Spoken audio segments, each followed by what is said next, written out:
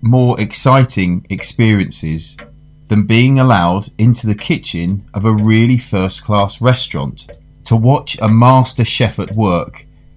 And of course, this privilege is rarely extended to anyone.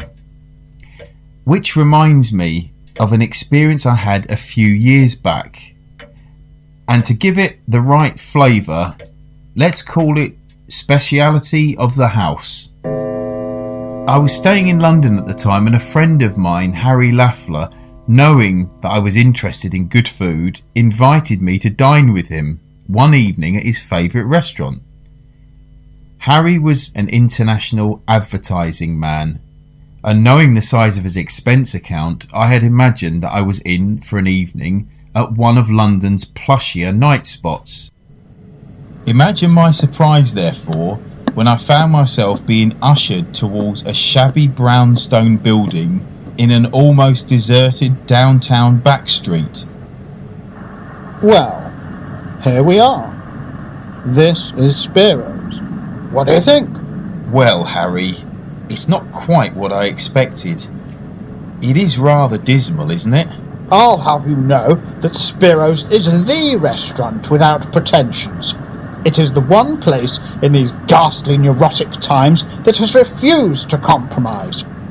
When you enter Spiro's, you leave the insanity of this hour, of this day, of this year, and you find yourself for a brief span restored in spirit. You make it sound more like a cathedral than a restaurant.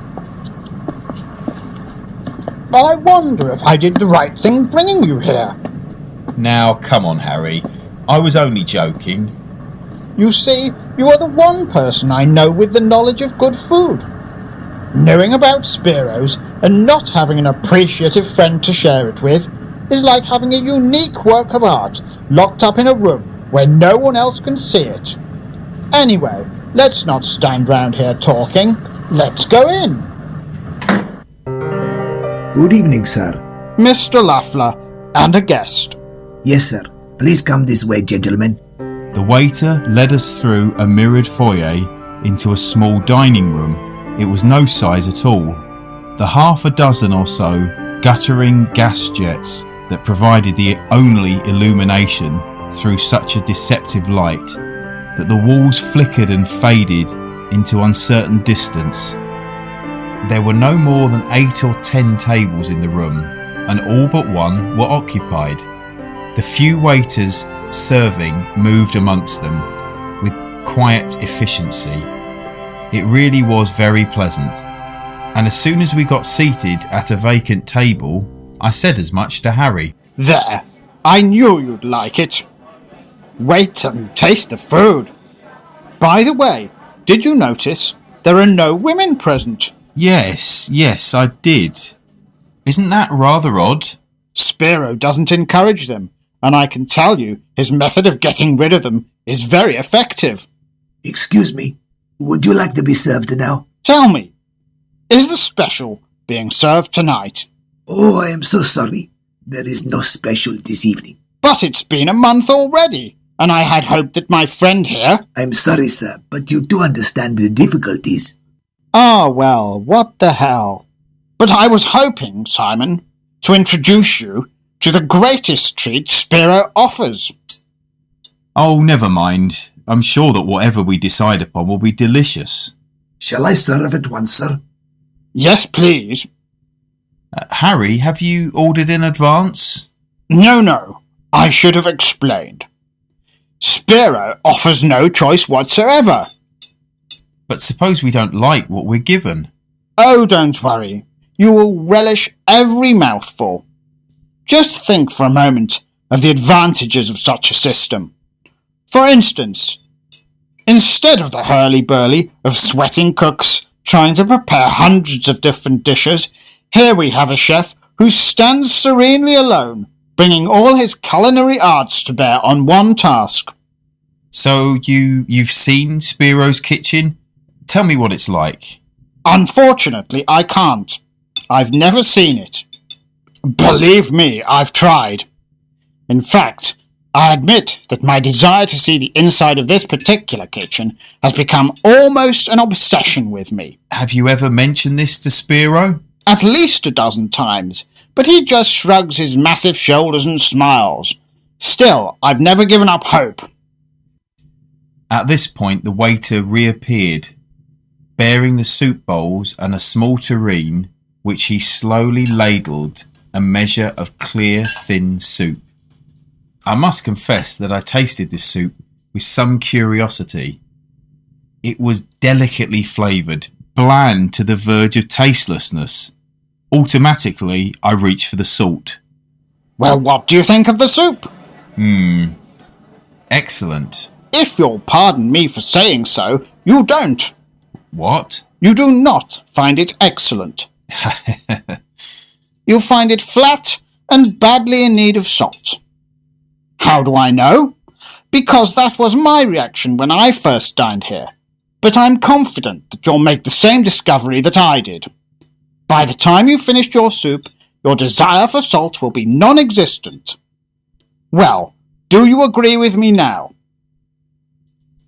Well, Harry proved to be quite right, and before I finished the soup, I was ravishing every mouthful of it. It was really wonderful.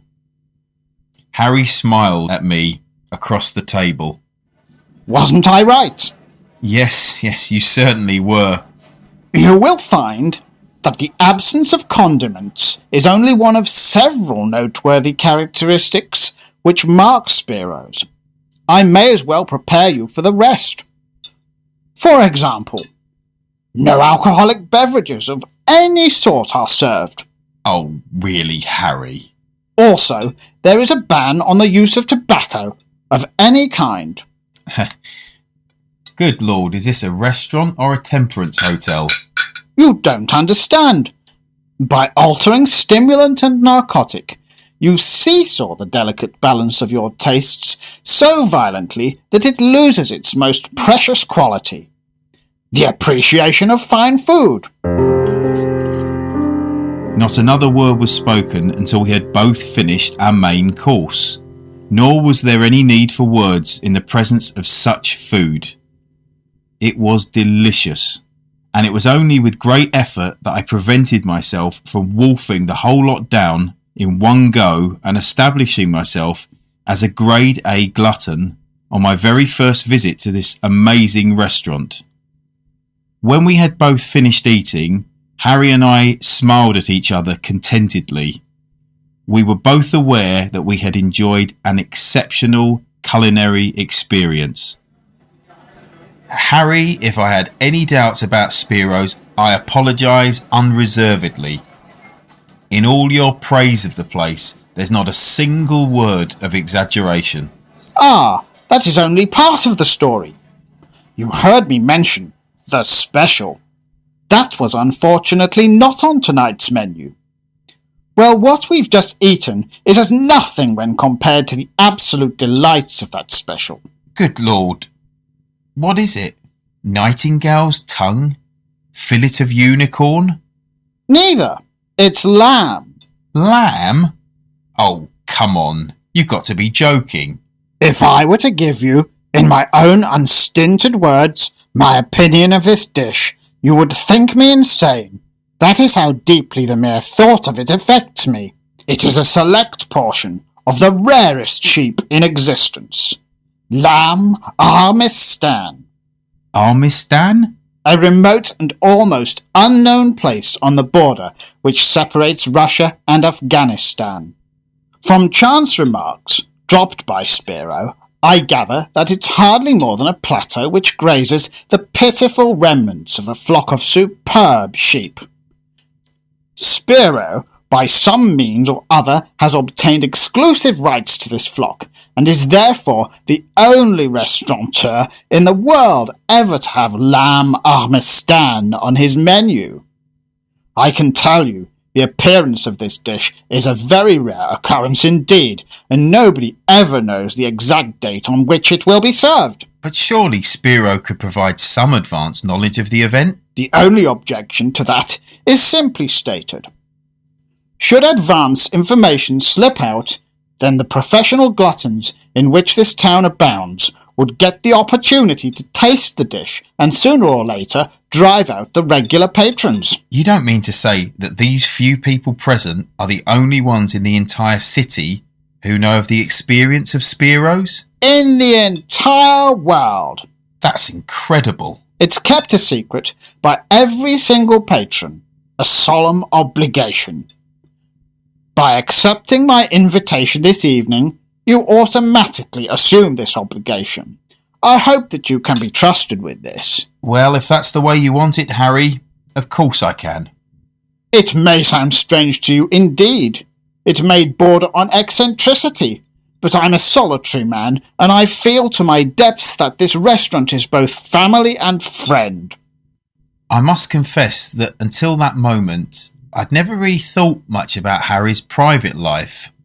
To me, he was a pleasant friend and a dining companion, and his private affairs never really concerned me. Now, hearing him refer to Spiro's in this manner, I almost came to feel sorry for him. By the end of the 2 weeks, Harry's invitations for me to join him at Spiro's had become something of a ritual. Now, I'm by nature one of those people with a lean and hungry look, but I began to notice that I was rapidly putting on weight. I was, to tell the truth, becoming plump. I began to wonder whether Harry, no means a lightweight, had also been lean before he'd started to dine at Spiro's. Thinking the whole thing over, I decided that I would not refuse to eat at the restaurant until I had both tasted the lamb armistan and also been introduced to the amazing Mr. Spiro. And then, one night, a few weeks later, I achieved both ambitions. And both, must I say, exceeded my expectations. Good evening, gentlemen. Tonight is the special, sir. What? Well, this is it. The cumulative triumph of all times. And faced by it, you are embarrassed by the very emotion it distills. I must confess that my heart is certainly beating faster than usual. Tell me, the other diners, do they feel the same way? Well, of course they do. Look around and see for yourself. Yes, you're right. Anyway, there's comfort in numbers, and it's nice to know that we all have the same animal dealings and can anticipate, or shall I say, drool over our meat. Look, one of our member appears to be in for a disappointment. Over there, at the table, the empty seat. Oh yes, the stout bald man. He's not here tonight. I do believe it's the first dinner he's missed here in weeks. Rain or shine, crisis or calamity, I don't think he's missed a meal in Spiro's for 10 years.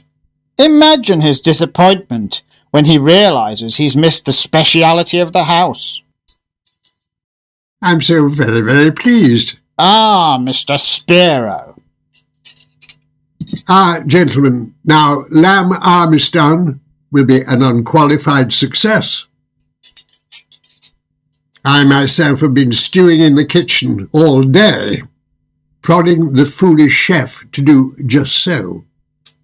The just so is the important part. But I see that your friend does not know me. An introduction, perhaps? The words ran in a smooth fluidity. They rippled, they purred, and I found myself hypnotised. And I could do no more than stare as Harry performed the introductions. Spiro's mouth, the mouth that uncoiled this sinuous monologue, was alarmingly wide, with these mobile lips that curled and twisted with every syllable. He had a wide nose and wide-set eyes. It was an amazing face. Somehow I had the feeling that I had seen it before. It was somehow familiar. I'm so very pleased to meet you, Mr. Flynn. I'm so very pleased. Thank you. I am Spiro, the owner of this restaurant. You like this establishment? Yes, I do, very much. You have a great treat in store for you today. True. My friend is way of being a great admirer of yours. A great compliment. You compliment me with your presence, and I return the compliment with my food. But I assure you that lamb armistan is far superior to anything in your experience. All the trouble of obtaining it, all the preparation, it's truly worth the end result. You know, I've wondered why, with all these difficulties you mentioned, why you even bother to present lamb armistan. Surely your other dishes are excellent enough to uphold your reputation. Ah, perhaps it's a matter of psychology. Someone discovers a wonder and must share it with the world. Or perhaps it's just a matter of good business. Well then, in the light of all this, and considering all the conventions you impose on your customers, why don't you turn it into a private club? I will tell you, because there's more privacy in a public eating place than the most exclusive club in existence. Here no one inquires into your affairs, no one desires to know the intimacies of your life. We are not curious about our guests. You're welcome when you're here, and we have no regrets when you go. And that's the answer, eh? Yes, I'm sorry. I had no intention of prying. No, you're not prying into someone's affairs. On the contrary, I invite questions. Don't let Spiro intimidate you. I've known him for years, and I can assure you his bark is far worse than his bite. Before you know it, he'll be showing you all the privileges of the house, except inviting you into his precious kitchen. For that you might have to wait a little while, I'm afraid. What did I tell you? Come on now, Spiro. The truth. Has anyone except staff ever stepped into that kitchen of yours? You see on the wall the portrait of the only man I gave that honour to. A true friend and a patron of long standing. Oh, it's Andrew Herring, the writer. You know the one, Harry. He used to write those marvellously cynical articles for the New American. And then he took himself off to somewhere, to Mexico, I think, and then he disappeared. Of course. And here I've been, sitting staring at that picture for years without recognising it. It must have been a blow to you when your old friend disappeared, Spiro. It was, I assure you, gentlemen. But I like to think that he was probably greater in his death than in his life. He often told me that he spent many happy hours here at this table. And to think that the only favour I could show him was to let him see the mysteries of my humble kitchen. You seem very certain of his death. After all, as I remember, no evidence has ever turned up to support it. Not at all. Remarkable, eh? We'll have no more talk, gentlemen. Here comes the speciality of the house. Lamb armistan. Bon appétit. Bon appetit. Bon appetit. Spiro served the meal himself, taking great care not to lose a single drop of gravy as he sliced the joint, underdone to perfection. He filled the 2 plates with the chunks of dripping meat. Good, eh? Better than you imagined?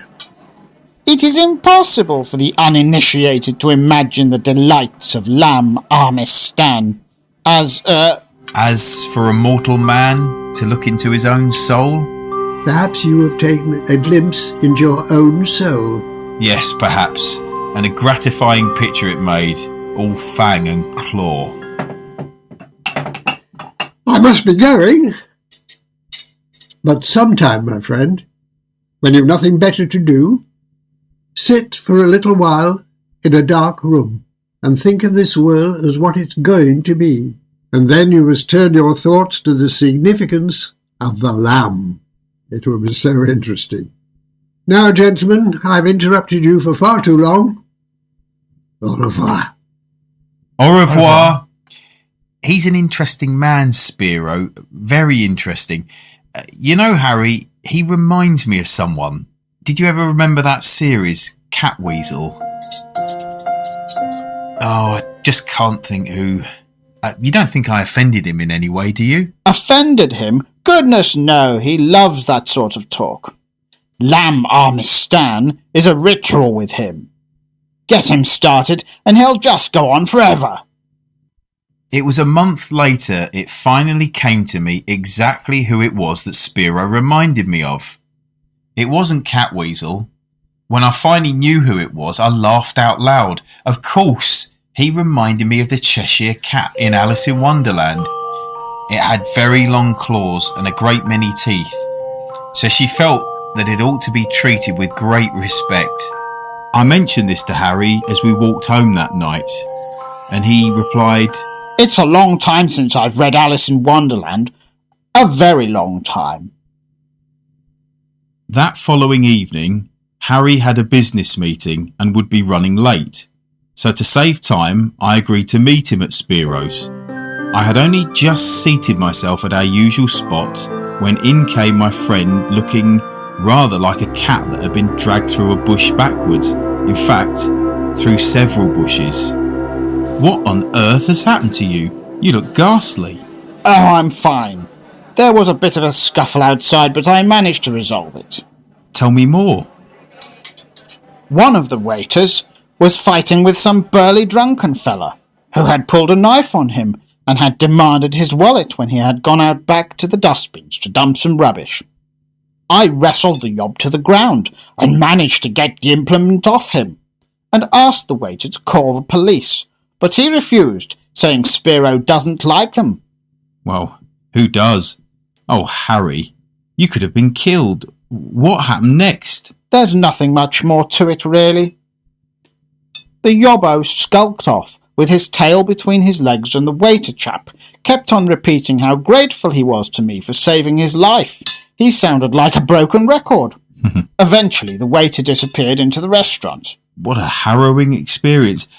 Sit down and take the weight off your feet. Well, after all the excitement and kerfuffle of hearing about the incident, I must confess that I had quite an appetite, and as soon as Harry was comfortably seated, we debated with some trepidation whether or not we could expect to see the special Lamb Armistan that evening. "Good evening, Mr. Spiro." Mr. Flynn. Mr. Luffler? "You seem to be in a hurry. I won't detain you. Any special tonight?" No special tonight. "Just my luck." Ah, no special.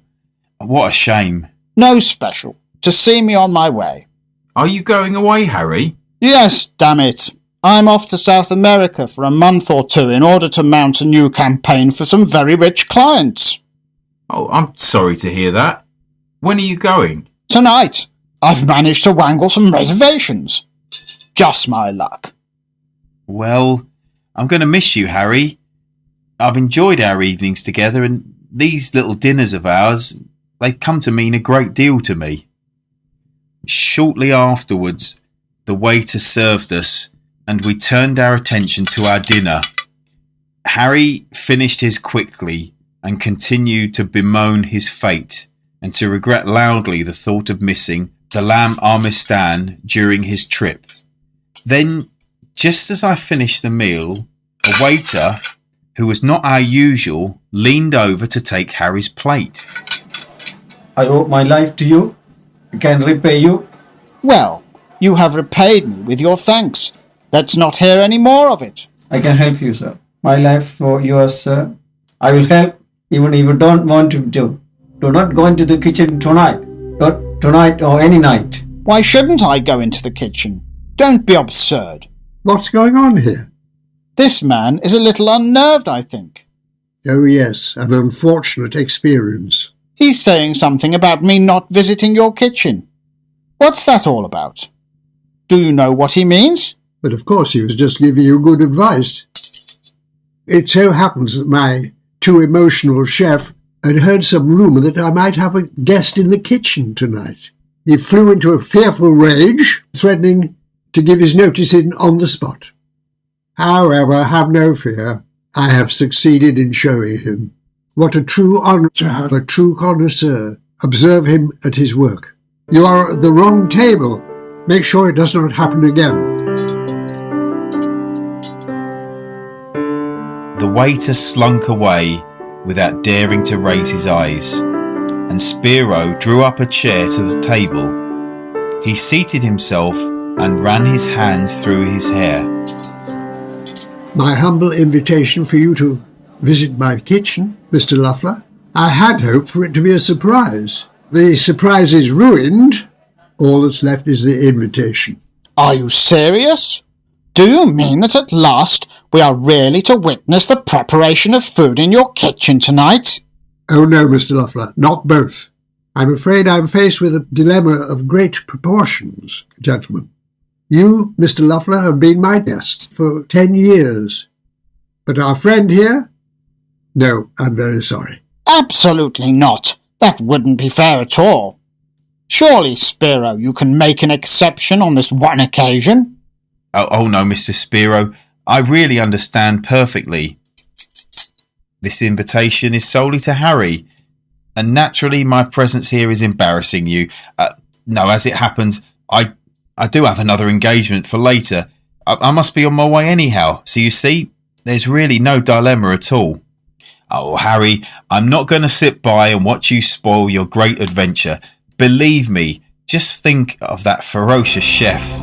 I'm sure he's just dying to get his cleaver into you. So humorous. So I'll just say goodbye now and leave you to Mr. Spiro. I'm sure he'll take pains to give you a good show. Oh, well, that's good of you, Simon. Thank you. Oh, and have a good trip, Harry. I hope you continue to dine here while I'm away. Thank you. Bye now. Au revoir. Au revoir, Mr. Flynn. So I left them to it. The smiling Spiro and Harry Lafler about to realise his greatest ambition. On the way out, I stopped in the foyer to collect my coat. And as I was straightening my tie, I caught a glimpse in the mirror of Harry and Spiro, already at the kitchen door.